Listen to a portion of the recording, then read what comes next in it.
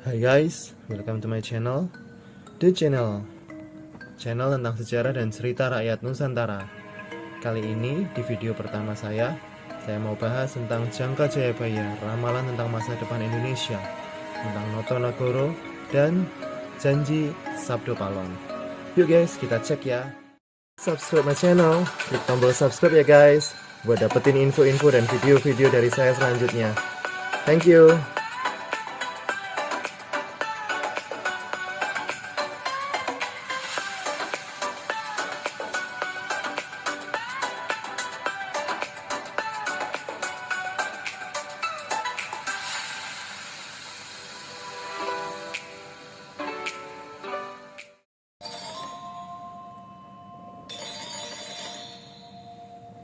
Kali ini kita akan bahas tentang Raja Jayabaya, seorang raja yang terkenal dengan ramalan-ramalannya yang sampai sekarang masih menjadi rujukan banyak orang di Indonesia, terutama tentang masa depan bangsa dan negara Indonesia.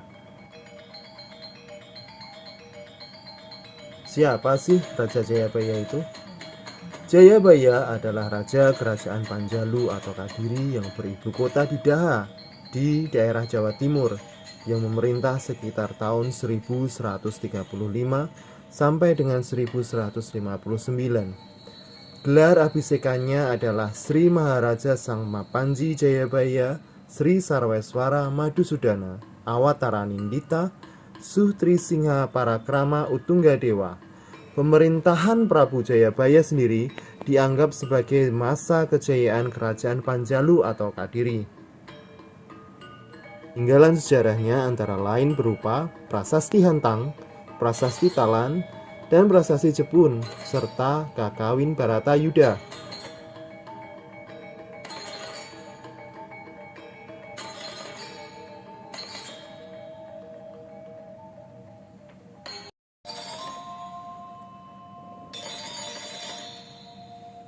Pada Prasasti Hantang yang diterbitkan tahun 1135 atau juga disebut Prasasti Ngantang, terdapat semboyan Panjalu Jayati yang artinya Kadiri menang.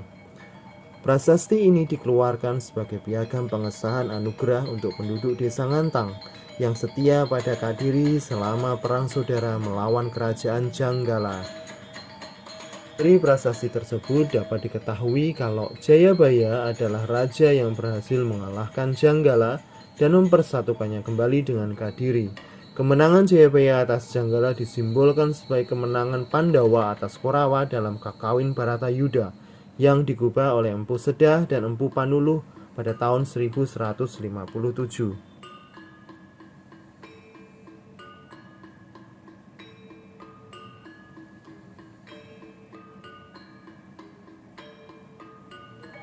Pada Prasasti Talan tahun 1136, Raja Jayabaya menganugerahkan desa Talan sebagai sima karena telah menyimpan prasasti Ripta atau lontar dari masa leluhurnya, yaitu Wangsa Isyana, yaitu Raja Airlangga. Lontar tersebut disalin ke prasasti Batu dan diberi tambahan anugerah lain karena warga Talan telah berbakti kepada Paduka Empungku yang memiliki cap kerajaan Lancana Garuda Muka.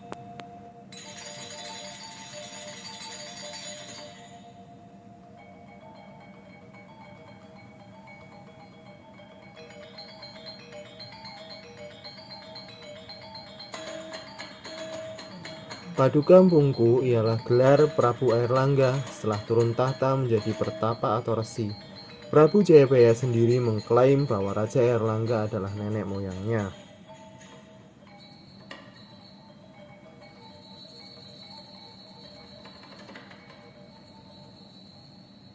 Tidak diketahui dengan pasti kapan Prabu Jayabaya turun tahta. Raja selanjutnya yang memerintah Kadiri berdasarkan Prasasti Padligan II tertanggal 23 September 1159 adalah Sri Sarweswara.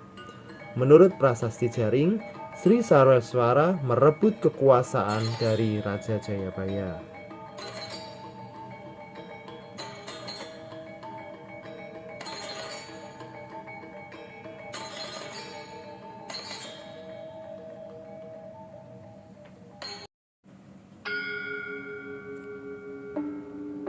Sekarang kita bahas yuk Raja Jayabaya ini dalam tradisi Jawa. Gimana sih tradisi Jawa memandang tentang Raja Jayabaya ini?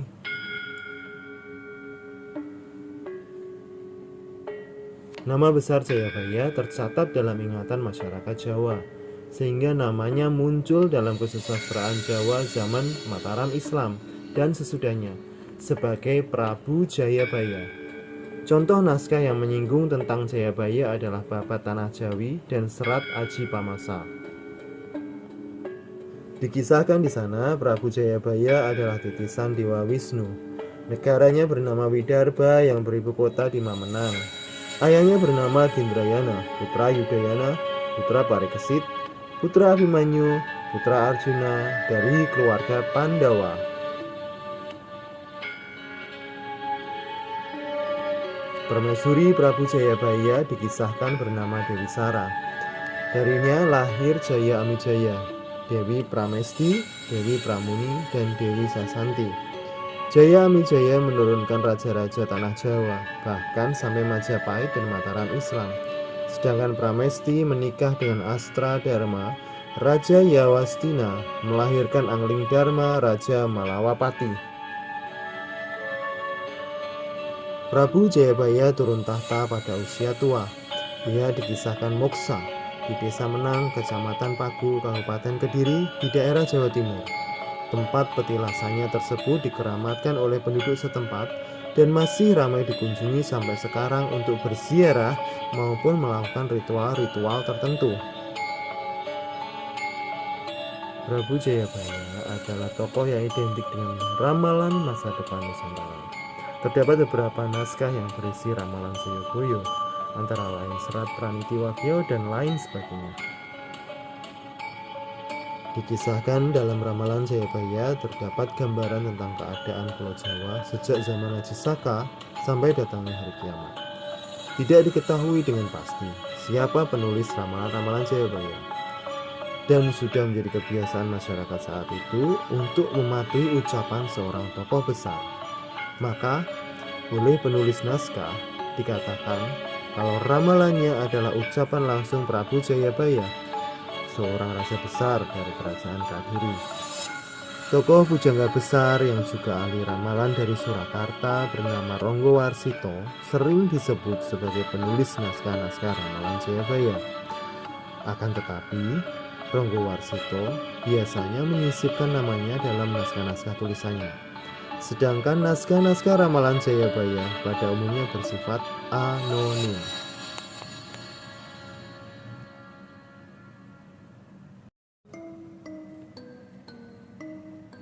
Oke guys, setelah tahu siapa Raja Jayabaya, baik secara sejarah maupun cerita rakyat yang masih dipercaya oleh masyarakat Jawa pada umumnya hingga saat ini, sekarang kita mau bahas yuk, apa sih dan gimana sih? Apa aja isi daripada Jangka Jayabaya itu yang dipercaya sebagai ramalan-ramalan tentang masa depan bangsa dan negara kita Indonesia ini? Yuk guys!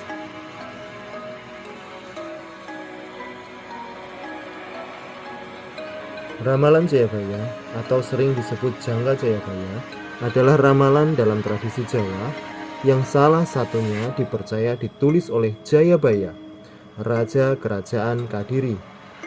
Ramalan ini dikenal pada khususnya di kalangan masyarakat Jawa yang dilestarikan secara turun-temurun oleh para pujangga.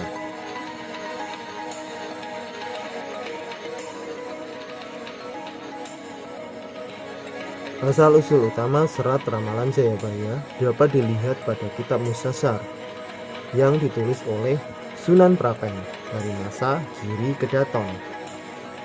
Sekalipun banyak keraguan keasliannya, tapi sangat jelas bunyi bait pertama kitab Musasyar yang menuliskan bahwa Jayabaya yang membuat ramalan-ramalan tersebut. Berikut beberapa cuplikan ramalan-ramalan yang disebut sebagai Jangka Jayabaya tersebut.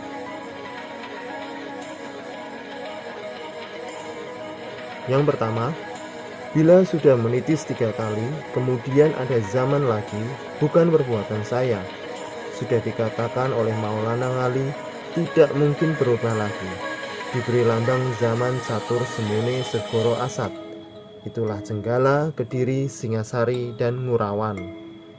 4 raja itu masih kekuasaan saya. Negaranya bahagia di atas bumi, menghancurkan keburukan.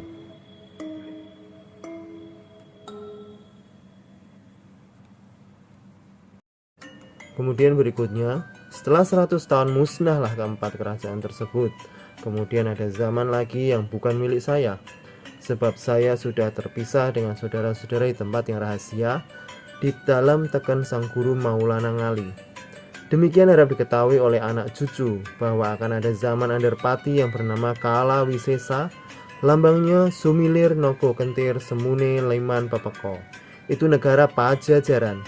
Negara tersebut tanpa keadilan dan tata negara. Setelah 100 tahun kemudian musnah sebab berperang dengan saudara sendiri.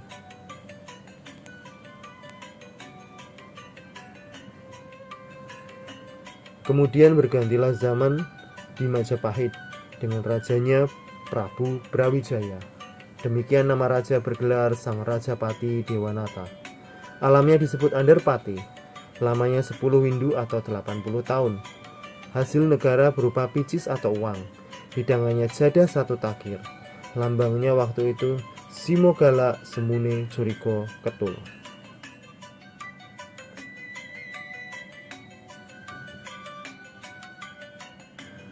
Kemudian berganti zaman lagi di Gelagawangi dengan ibu kota di Demak. Ada agama dengan pemimpinnya bergelar Dyati Kolowisoyo. 65 tahun kemudian musnah, yang bertahta wali dan pandito. Pajak rakyat berupa uang. Hidangannya bunga melati. Negara tersebut diberi lambang kekesahan durung kongsi keselak kampuhe bedah. Kemudian berganti zaman Kalajengga, beribu kota Pajang dengan hukum seperti di Demak, tidak diganti oleh anaknya. 36 tahun kemudian musnah. Negara ini diberi lambang Cangkrama Putung Watangi. Orang di desa terkena pajak pakaian dan uang. Hidangannya sebatang pohon kajar. Berikutnya berganti zaman ke Mataram. Kala Sakti Prabu Anyokrokusumo. Dicintai pasukannya, kuat angkatan perangnya, dan kaya, disegani seluruh bangsa Jawa. Wali serta pandita bersatu dalam diri sang Prabu yang adil. Raja perkasa tetapi berbudi halus. Rakyat kena pajak real. Hidangannya bawang putih. Raja yang diberi gelar Suro Kalpo Semune Lintang Sinipat.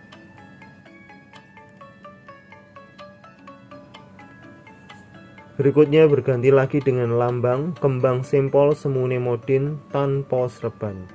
Raja yang keempat yang penghabisan diberi lambang Kalpa Sru Kanaka Putung.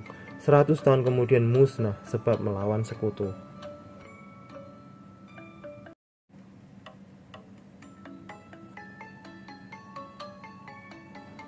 Kemudian ada nahkoda yang datang berdagang di tanah Jawa, kemudian mendapat sejengkal tanah, lama-kelamaan ikut perang dan selalu menang sehingga terpandang di Pulau Jawa. Zaman sudah berganti, meskipun masih keturunan Mataram. Negara bernama Nyokrowati dan ibu kota di Pajang. Raja berpasukan campur aduk, disegani setanah Jawa, yang memulai menjadi raja dengan gelar Layon Keli Semune Satrio Brangti.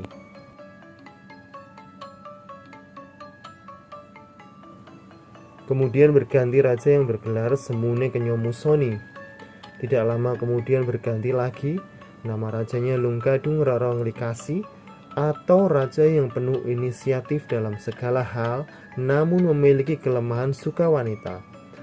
Kemudian berganti raja kembali dengan nama Gajah Meto Semune Tengu Lelaki. Raja yang disegani atau ditakuti namun nista. 60 tahun menerima kutukan sehingga tenggelam negaranya dan hukum menjadi tidak karu-karuan. Waktu itu pajaknya rakyat adalah uang Inggris dan uang. Hidangannya darah sepitrah.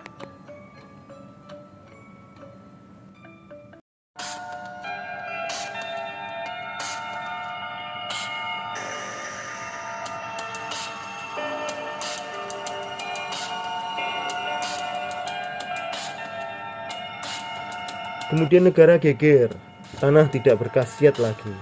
pemerintahannya rusak, rakyat celaka, bermacam-macam bencana yang tidak dapat ditolak. Negara rusak, raja berpisah dengan rakyat, bupati berdiri sendiri-sendiri. Kemudian berganti zaman Kutilang. Rajanya Karamurka atau raja-raja yang saling balas dendam. Lambangnya Panji Loro, Semune Pajang Mataram. Dua kekuatan pimpinan yang saling sigal ingin menjatuhkan. Nahkoda atau orang asing di sini ikut serta memerintah, punya keberanian dan kaya. Sarjana, orang arif dan bijak tidak ada. Rakyat menjadi sengsara, rumah menjadi hancur berantakan diterjang jalan besar.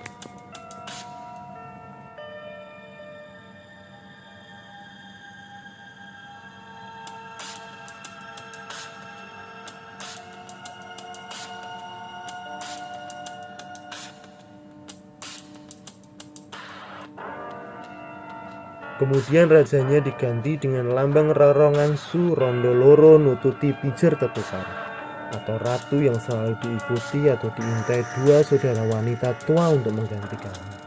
Tidak berkesempatan menghias diri, atau raja yang tidak sempat mengatur negara sebab adanya masalah-masalah yang merepotkan.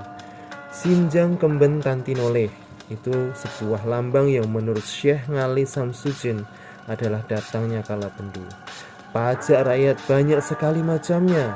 Semakin naik, panen tidak membuat kenyang, hasilnya berkurang. Orang jahat makin menjadi-jadi, orang besar hatinya cair. Makin hari makin bertambah kesengsaraan rakyat. Hukum dan pengadilan negara tidak berguna. Perintah berganti-ganti, keadilan tidak ada. Yang benar dianggap salah, yang jahat dianggap benar. Setan menyamar sebagai wahyu. Banyak orang melupakan Tuhan dan orang tua. Wanita hilang kehormatannya, hidangannya endang seorang. Mulai perang tidak berakhir. Kemudian ada tanda negara pecah. Banyak hal-hal yang luar biasa. Hujan salah waktu. Banyak gempa dan gerhana. Nyawa tidak berharga. Tanah Jawa berantakan. Kemudian Karamurka Kutila musnah.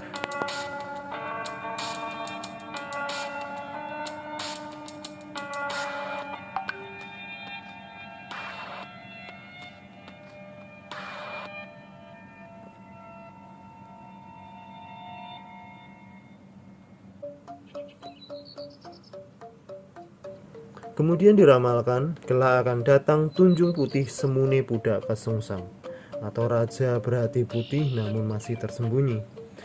Lahir di bumi Jawa, menjadi raja di dunia, bergelar Ratu Amisan. Redalah kesengsaraan di bumi.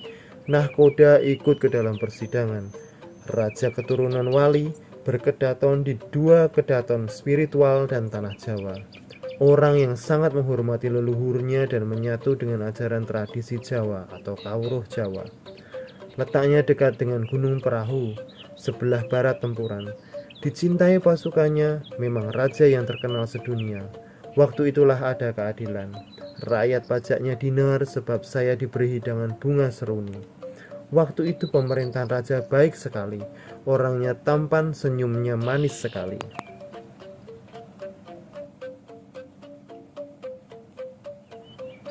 Nah itulah guys, beberapa catatan ramalan Jangka Jayabaya untuk timeline sejarah Pulau Jawa dan Nusantara dari masa Kadiri, Singasari, Majapahit sampai ke zaman Indonesia modern saat ini, bahkan diramalkan sampai ke masa depan.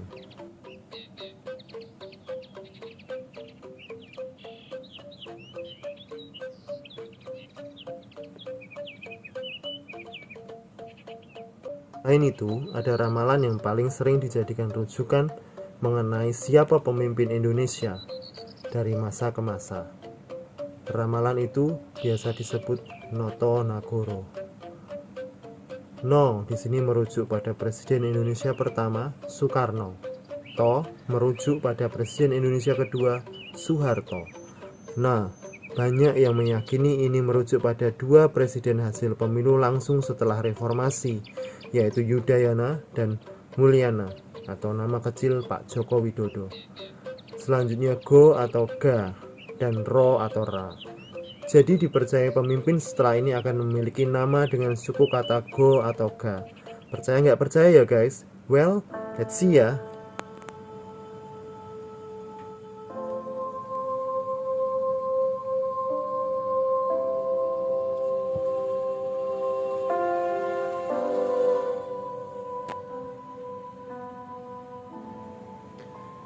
Kemudian satu lagi ramalan Jangka Jayabaya yang terkenal, yaitu tentang Sabdo Palon.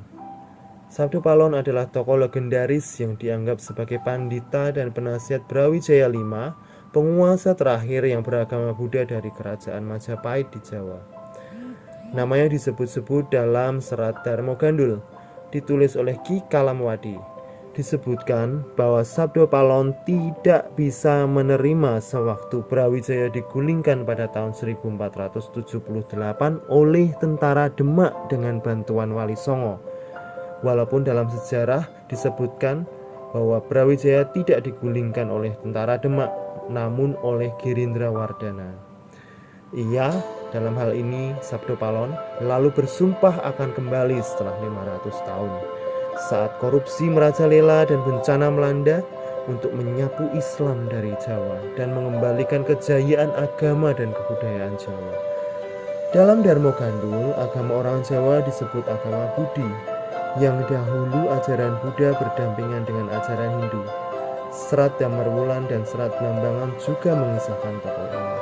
Pada tahun 1978, Gunung Semeru meletus dan membuat sebagian orang percaya atas ramalan Sabdo Palon tersebut. Tokoh Sabdo Palon dihormati di kalangan umat Hindu di Jawa serta di kalangan aliran penghayat kejawen.